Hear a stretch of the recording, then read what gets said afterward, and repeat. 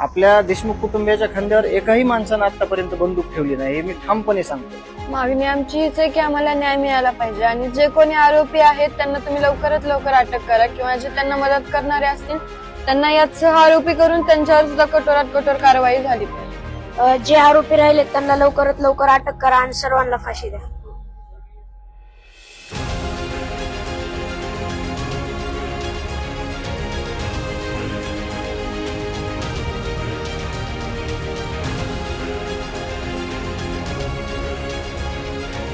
रोजच्या आहेत तुमच्या वेदना खूप आहेत आणि एक महिना उलटला काल. तसं बघता आपण त्याच्याकडे शासनाकडे जात आहेत का वेदना तुमच्या समाजात? आम्ही मांडणी तर तशी केलेली आहे की आमच्या वेदना किती आहेत. आम्ही मुख्यमंत्री साहेबांकडे पण गेलो होतो, आमचे कुटुंब आणि सगळ्या जे 18 पगड जातीतील समाज आहे त्या समाजाने ही व्यथा, देशमुख कुटुंबियाची तर व्यथा आहेच, पण आता सगळ्या समाजाची ही व्यथा आहे की देशमुख कुटुंबियाला नव्हे तर सगळ्या जो माझे भाऊ होते, जे कुटुंब प्रमुख होते, गावचे प्रमुख होते, त्यांना न्याय भेटला पाहिजे. आणि या न्यायाच्या भूमिकेमध्ये एक महिना लोटला.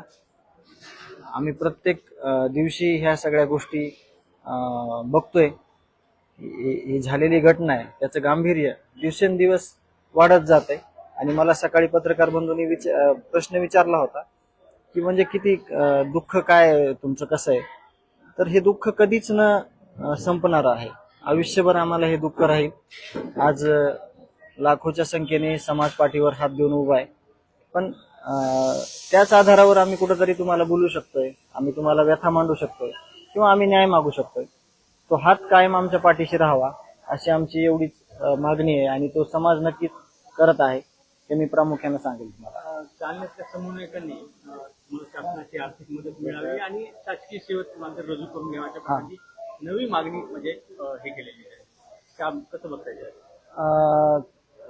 आता आम्ही निर्णय घेतला नाही त्या गोष्टीचा शासकीय नोकरीतला, का तर आम्ही मुख्यमंत्री साहेबांकडे भेटून आल्यानंतर घरचे सगळे कुटुंब बसलो होतो. आता आई वडिलांना पण आधाराची गरज आहे. पहिले आम्ही दोघं होतो आणि मग तो निर्णय कसा घ्यायचा काय तर ते आम्ही ठरवलं नाही. आम्ही ठरवून तो निर्णय सांगणार आहेत. म्हणजे आता जास्त गरज माणसांना माणसाची घरातल्या, बाकीच्या गोष्टीसाठी सगळे जरी तत्पर असले तरी काही गोष्टी अशा आहेत की त्या एकमेकाच्या आधारानंच पुढे जाऊ शकतात. प्रमुख मागणी अशी आहे माझी की राहिलेला आरोपी जेरबंद करावा. हे जे कुणी कटकारस्थान केलंय, हे जे काही ह्याच्या मागची टोळी आहे सगळी. कारण का आज तुम्ही सगळे पत्रकार बंधू इथं जमा झालात, तुम्हाला सगळ्याला माझ्या भावना कळतात. कुठलंही काम करताना जर एकोप्यानं केलं पण ते कामाचा उद्देश चांगला असावा. हे वाईट कामाला एकोपा होऊन ही घटना घडलेली अत्यंत गंभीर. ह्याच्यात 100% त्या आरोपींना कुणाचं तरी अभय होतं आणि त्या अभयामुळेच एक माणूस मारणे म्हणजे तुम्ही स्वतः घ्या की कशी गोष्ट आहे. आपण जर कुठं चाललो, एखादा पक्षी प्राणी जर त्याला दुखापत झालेली असली तर आपल्याला थांबवून वाटतं की त्याचा जीव वाचवावा आपण. हा एक माणूस होता, कुटुंबाचा प्रमुख होता, गावचा सरपंच होता, त्याला अशा प्रकारे त्यांनी निर्घुण मारलंय. त्याचा अर्थ असा आहे की 100% त्याला ह्या गोष्टीचा अभय आहे की तू म्हणजे काहीतरी संघटित गुन्हेगारीचा हा सगळा प्रकार आहे. आणि मुख्यमंत्री साहेबांना पण तेच मांडलंय आणि मुख्यमंत्री साहेबांनी आम्हाला तोच विश्वास दिलाय की ह्याच्यामध्ये कुणी जरी असलं ह्याला कुणाला सोडलं जाणार नाही, सगळ्यांना शिक्षा भेटणार. आणि आम्ही पण तेच मागतोय.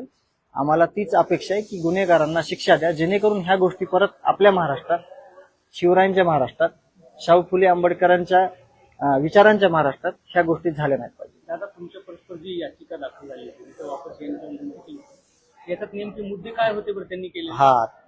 प्रामुख्याने मी सांगतो. त्याच्यात जे मुद्दे होते ते पण आम्हाला त्यांनी स्पष्टीकरण दिलं नव्हतं.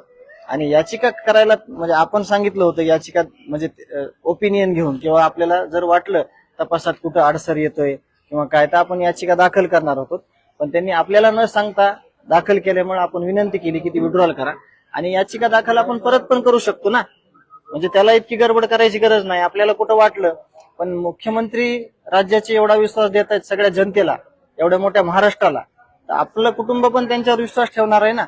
आणि विश्वास ठेवलेला आहे.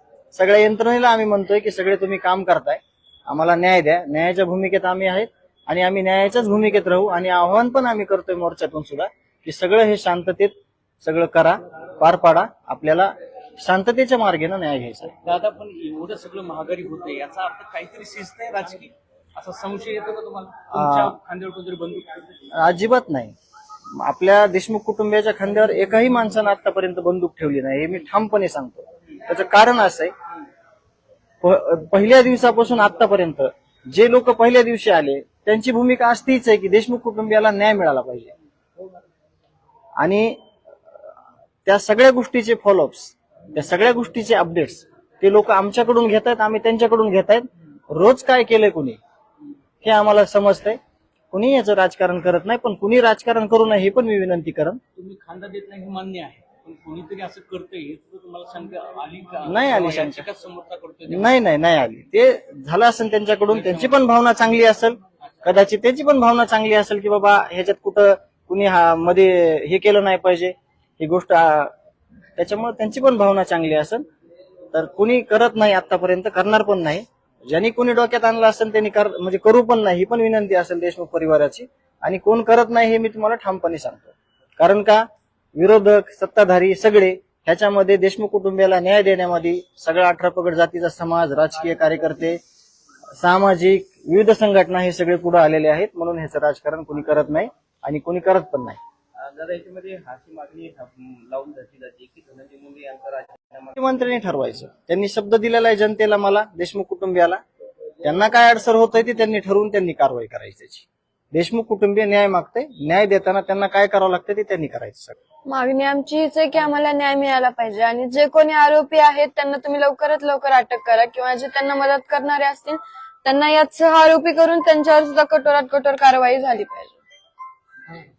आज मोर्चा निघतो, तुम्ही देखील मोर्चात सहभाग घेतलाय. काल या घटनेला 1 महिना उलटलेला आहे, अद्यापपर्यंत तपास झालेला नाही. काय मागणी आहे? मागणी पोलीस प्रशासनाकडे किंवा सीआयडी कडे एकच आहे की जे आरोपी आहेत तुम्ही म्हणजे ते तर त्यांच्या प्रकारे काम करतच असतील, पण आमची एक विनंती आहे की जे तुमचं कार्य चालू आहे ते लवकरात लवकर करून आरोपींना अटक करा आणि त्यांच्यावर कठोरात कठोर कारवाई करा. आम्हाला लवकरात लवकर न्याय मिळाला पाहिजे, हीच मागणी आमची.